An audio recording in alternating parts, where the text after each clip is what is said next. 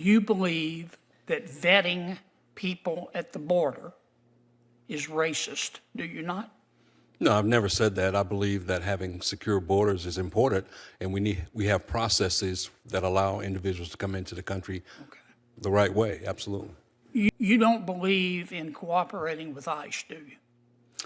I believe in cooperating with federal authorities, as I do. A number of federal agencies I cooperate with, and I certainly would cooperate with ICE if they would cooperate with me.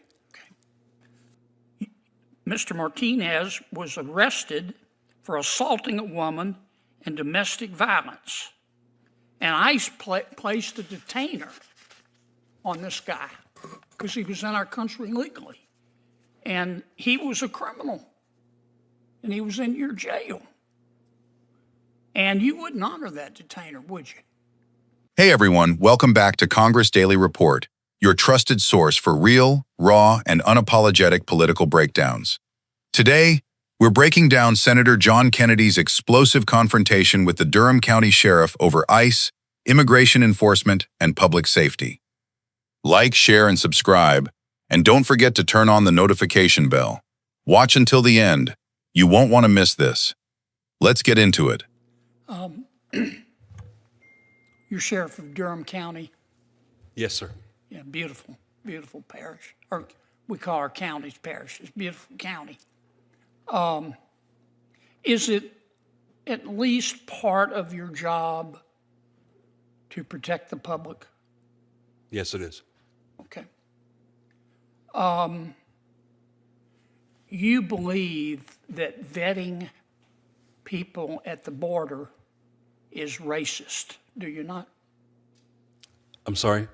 You believe that vetting people at the border is racist, do you not? No, I've never said that. I believe that having secure borders is important, and we have processes that allow individuals to come into the country the right way. Absolutely. You believe that people should be able to violate federal immigration laws without consequences, don't you? No, sir, I do not. I believe that anyone who violates federal or state law needs to be held accountable, and there need to be consequences. You don't believe in cooperating with ICE, do you? I believe in cooperating with federal authorities, as I do. A number of federal agencies I cooperate with, and I certainly would cooperate with ICE if they would cooperate with me. Okay. You were elected in 2018, Sheriff, is that right? That's correct. Okay.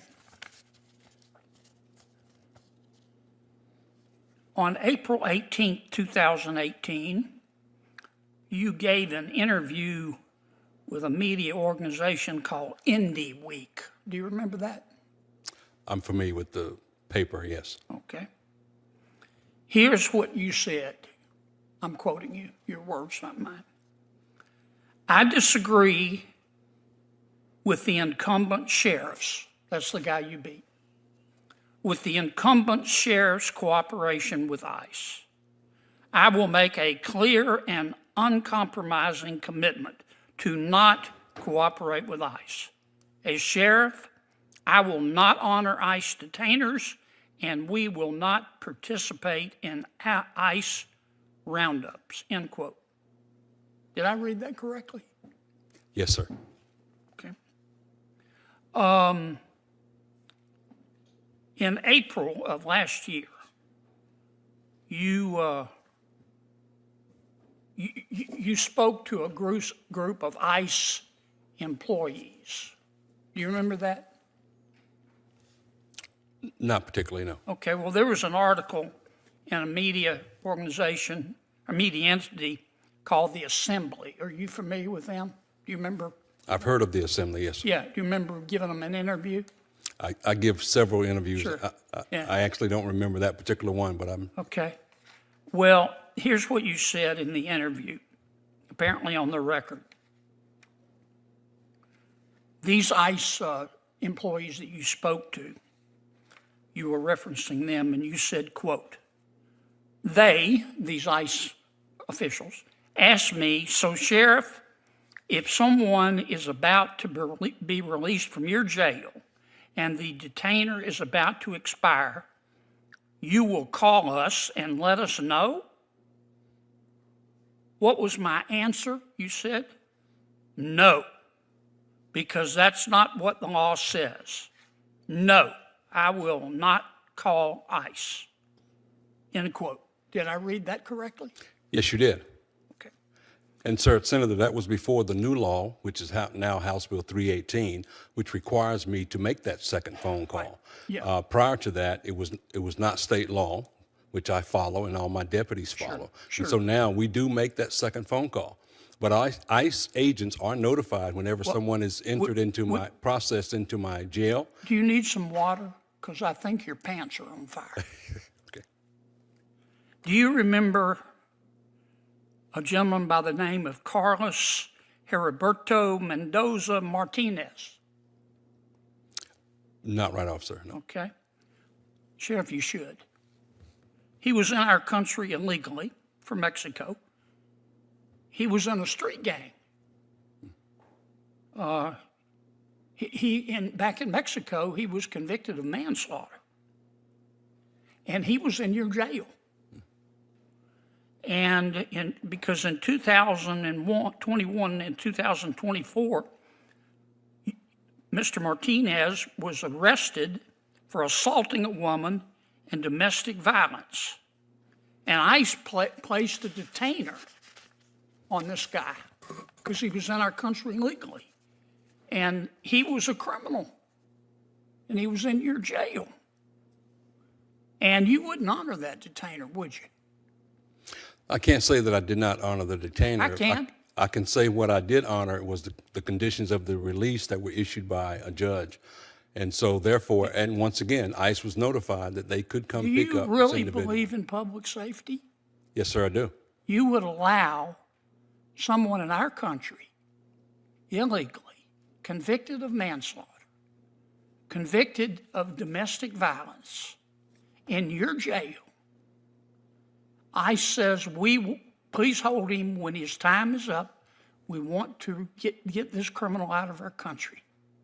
And you said no. ICE was notified that they could come pick up the individual, and for some reason they did not. And the judge issued the conditions of release. I am a custodian. I do not determine who is released or held. I follow the court's order. Sheriff, I don't mean any disrespect, but you ought to be ashamed of that. How can you possibly be for public safety if you hate our immigration laws so much that you would let a convicted murderer back on the street? Do you really hate immigration laws that much? Senator, it's not a matter of that I hate immigration law. You could have fooled me, Sheriff. Thank you, sir. Yes, sir. Thank you for your service. You're now in charge. I got to go vote. Holly is in charge. It's a dangerous moment. Oh, all kinds of things could happen. I think Senator. Well, folks, this was one of those hearings that reminds you why Senate oversight matters. Sometimes politicians or public officials can carefully choose their words during a hearing. But every now and then, someone comes prepared with receipts. That's exactly what Senator John Kennedy did. Instead of making accusations based on opinions, Kennedy started pulling out the sheriff's own public statements from previous interviews. And that's when the hearing took a dramatic turn. Kennedy began with what sounded like simple questions. Is protecting the public part of your job? The sheriff answered yes. Then Kennedy asked whether secure borders are racist. The sheriff immediately rejected that idea. He also said people who violate federal or state laws should face consequences. At first glance, you might think both men actually agreed. But Kennedy wasn't finished. He wasn't interested only in what the sheriff was saying today. He wanted to compare today's testimony with what the sheriff had publicly said years earlier. That's where things became uncomfortable. Kennedy reached back to a 2018 interview the sheriff gave before taking office. He quoted him word for word. The sheriff had promised that he would not cooperate with ICE, would not honor ICE detainers, and would not participate in ICE operations. When Kennedy finished reading the quote, he asked a simple question.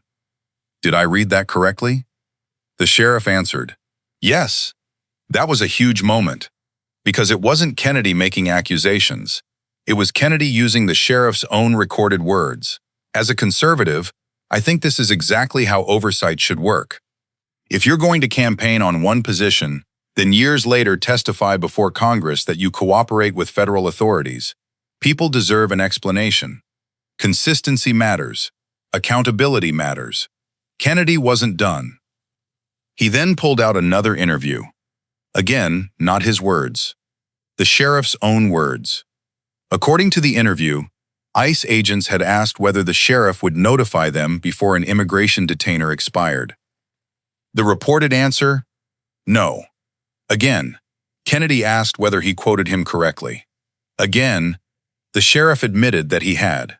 Now, to be fair, the sheriff did provide context. He explained those comments came before North Carolina passed House Bill 318. He argued that the law has since changed and that his office now follows the new legal requirements. That's an important point. Whether you agree with him or not, viewers deserve to hear both sides. But Kennedy wasn't interested in ending the discussion there. He brought up a specific case involving an illegal immigrant named Carlos Heriberto Mendoza Martinez. According to Kennedy, the individual had previously been convicted of manslaughter in Mexico and later faced assault and domestic violence charges while in the United States. Kennedy argued that ICE wanted this individual held so they could take custody. The sheriff responded that he followed the judge's release order and that ICE had been notified. In other words, his position was that he wasn't the person making the release decision. The court was. Now, this is where conservatives and progressives often completely disagree. Many Americans believe local law enforcement should do everything legally possible to cooperate with federal immigration authorities when dangerous criminals are involved. Others argue local officials must strictly follow judicial orders and existing state law. That's the real policy disagreement at the center of this debate. Then came the moment everyone will remember. Kennedy looked directly at the sheriff and said, "You ought to be ashamed." He questioned how someone could claim to support public safety while refusing, in Kennedy's view, to fully cooperate with immigration enforcement involving violent offenders. It was classic John Kennedy, blunt, direct, and impossible to misunderstand. Whether people agree with him or not, there's no denying that Kennedy knows how to make a point. Here's where I stand. America is a nation of immigrants, but it's also a nation of laws. Those two ideas are not contradictory. Legal immigration has helped build this country. Illegal immigration is a completely different issue. If someone enters this country illegally and then commits violent crimes, I believe every level of government should work together to remove that individual from our communities while following the law. That isn't about politics. It's about protecting families. It's about protecting neighborhoods. And it's about respecting the immigration system that millions of legal immigrants followed. I also think today's hearing showed something bigger. Public officials need to be prepared for scrutiny. The internet never forgets. Campaign interviews, news articles, public speeches, they're all part of the public record. If your current testimony doesn't match your past statements, somebody is eventually going to notice. And in this case, Senator Kennedy certainly did. Another important lesson from this hearing is that immigration isn't just a Washington issue anymore. It's affecting states, it's affecting counties, it's affecting sheriffs, and it's affecting local communities. Questions about cooperation with ICE aren't theoretical anymore. They're real decisions that can have real consequences. That's why these hearings continue drawing so much national attention. Whether you supported the sheriff's explanation or agreed with Senator Kennedy's criticism, one thing is undeniable. This exchange highlighted just how divided America remains on immigration enforcement. One side believes local governments should actively cooperate with ICE whenever possible. The other believes those relationships should be limited by state law and judicial authority.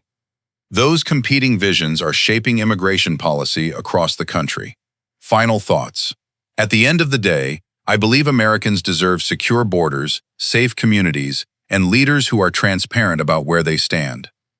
If public officials change their positions, they should explain why.